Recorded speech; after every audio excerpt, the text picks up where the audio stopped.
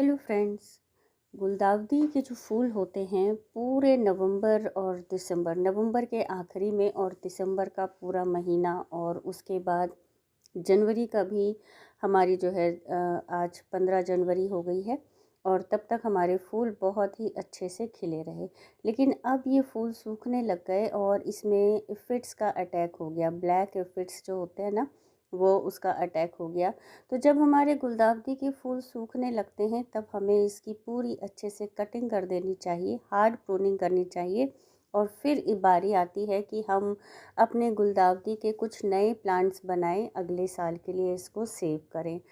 तो गुलदाउदी को सकर्स से कैसे लगाएं और सकर्स क्या होते हैं, अपनी आज की वीडियो में आपको मैं बस यही बताने वाली हूँ। सबसे पहले तो सारे गुलदाउदी के जो फूल थे मैंने उनकी अच्छे से कटिंग कर दी, हार्ड प्रूनिंग कर दी, सारा ख़त्म कर दिया। और इसके ख़त्म करने के बाद एफिड्स का जो अटैक पड़ता है उसकी बारी आती है उसको ठीक करने का। तो एफिड्स के अटैक अगर आपके प्लांट में पड़ते हैं ना, तो ये एफिड्स के लिए मतलब अगर आपको कोई आपके पास कुछ दवाई नहीं है तो कोई बात नहीं। एफिड्स जो है अपने गमले को उल्टा करके जब हम झाड़ते हैं, चलिए मैं आपको दिखाती हूँ कैसे करना है, और इससे हमारे एफिड्स बिल्कुल ख़त्म हो जाते हैं।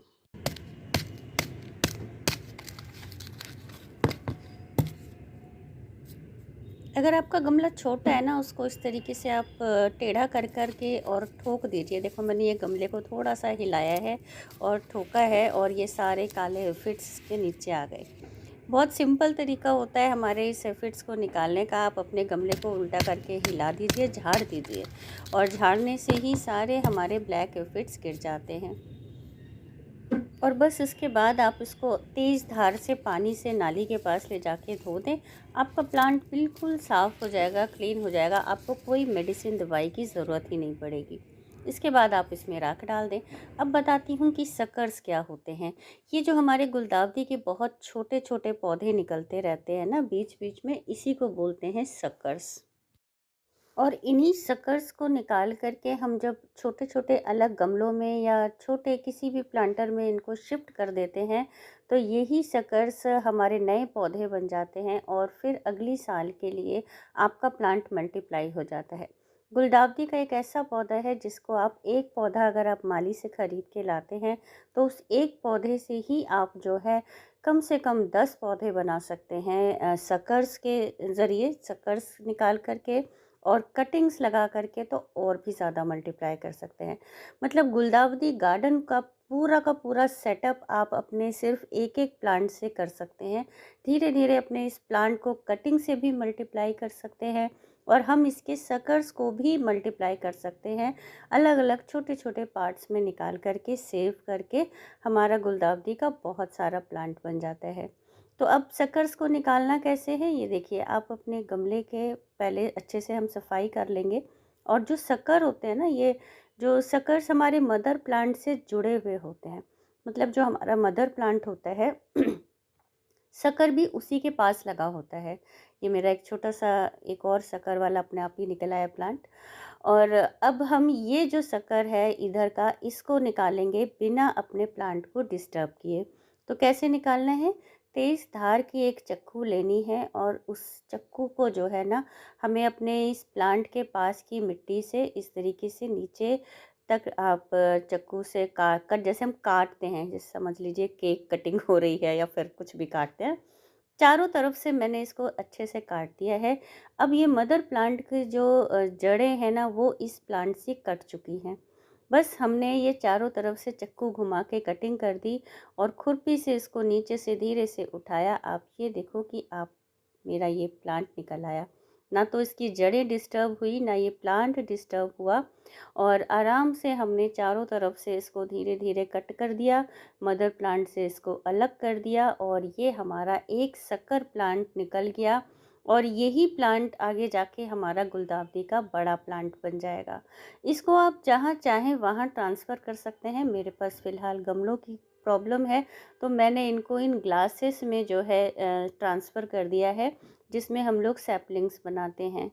ग्लास में नीचे ड्रेनेज होल बनाने के बाद मैंने ये कंपोस्ट वाली मिट्टी डाली है, जो किचन वेस्ट कंपोस्ट हम बनाते रहते हैं। बस वो मिट्टी इसके अंदर डाल दी और ये जो शक्कर वाला हमने निकाला था अपना एक प्लांट, इसको इसमें ऐसे ही एज़ इट इज़ रख देंगे। मतलब कि इसको बिल्कुल भी डिस्टर्ब नहीं करेंगे, कैसे भी छेड़ेंगे नहीं। हमारी ना तो इसमें रूट्स जो है डिस्टर्ब होंगी, ना ही हमारा प्लांट डिस्टर्ब होगा। शांति से अपने इस जो है ग्लास में मैंने इसको डाल दिया है और 1 महीने बाद फरवरी या मार्च तक इसमें ये बहुत अच्छे से चलेगा, हमारा ये प्लांट बड़ा होगा और फिर हम इसको धीरे-धीरे इससे थोड़े बड़े से गमले में, जैसे-जैसे गमले खाली होते जाएंगे, इसको रिपॉट कर सकते हैं। और इस तरीके से हमारे गुलदाउदी के एक पौधे से बहुत सारे पौधे हम अपने आप ही बना सकते हैं। बहुत ही आसान तरीका है शक्कर्स से प्लांट बनाने का। हमारे प्लांट में शक्कर्स बहुत ज़्यादा हो भी जाते हैं और इन्हीं शक्कर्स को हम मल्टीप्लाई करते हैं अपने गुलदाउदी गार्डन के लिए। दूसरा तरीका है शक्कर्स को निकालने का। जैसे कि मेरा ये गमला पूरा भर गया है अपने छोटे-छोटे शक्कर से, तो इसको हम पूरा बाहर निकाल लेंगे और पूरा अच्छे से बाहर निकालने के बाद फिर हम इसके शक्कर्स को अलग करेंगे। इस तरीके से निकालने से मेरे इसमें जो थोड़े-मोड़े एफिड्स थे वो भी निकल गए और एफिड्स निकलने के बाद हमारा पूरा प्लांट भी साफ़ हो गया और इसके सारे शक्कर्स भी मैंने बाहर निकाल दिए। कि देखो इतने सारे छोटे से गमले में मेरा ये बहुत ही हेल्दी सा प्लांट था और अब इसमें इतने सारे शकर्स हैं। कम से कम होंगे इसमें 20 या 25 शक्कर इस एक प्लांट में।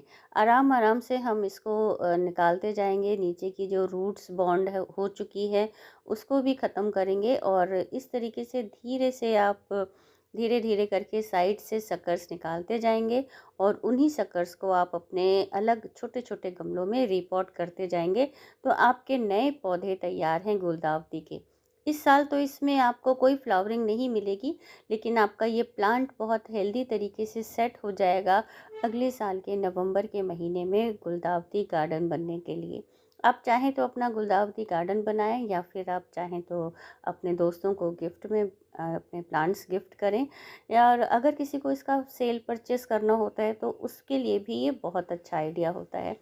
तो अपने इन शक्कर से हम इस तरीके से प्लांट बना सकते हैं और इन शक्कर्स वाले प्लांट से भी फ्लावरिंग होती है, बहुत अच्छी फ्लावरिंग होती है, जिसको मैंने अपने वीडियो के स्टार्ट में आप लोगों को दिखाया था।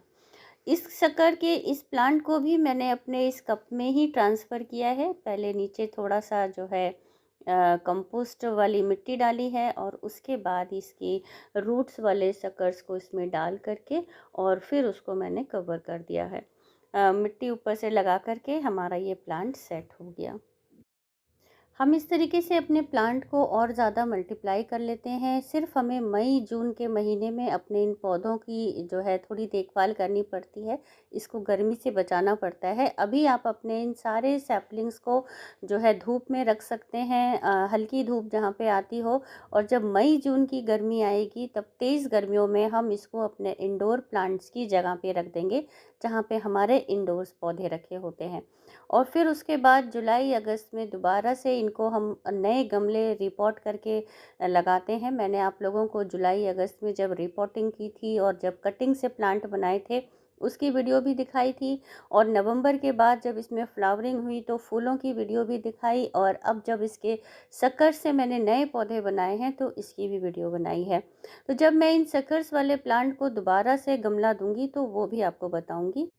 वीडियो इन्फॉर्मेटिव लगी हो, पसंद आई हो तो मेरे चैनल को सब्सक्राइब कर लें, वीडियो को लाइक करें, शेयर करें, और अगर आप कर चुके हैं तो दिल से थैंक्स।